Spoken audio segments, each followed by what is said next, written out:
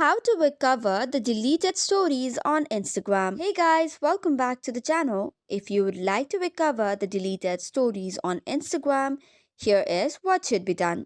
First of all, head over to Play Store or App Store, search for Instagram and tap on Update button. This way, you will get the latest version of the application. This might take a while depending upon the internet connection. Once you have updated, you will see an open button. Tap on it to launch the application. Head over to your profile by tapping on the profile picture on the bottom right corner. Then after tap on the three horizontal lines on the top right corner. Once that is done, you will see different options.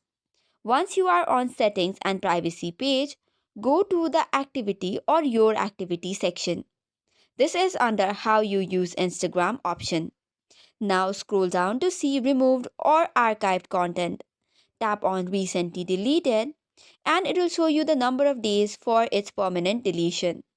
Now tap on the three dots and you can either delete or restore the page.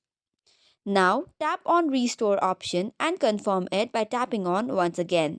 Just by that, it will update your recently updated or deleted section and you can restore your deleted story. So that's it for today's video. For more such contents, do not forget to hit the like and subscribe button. Thank you and keep watching.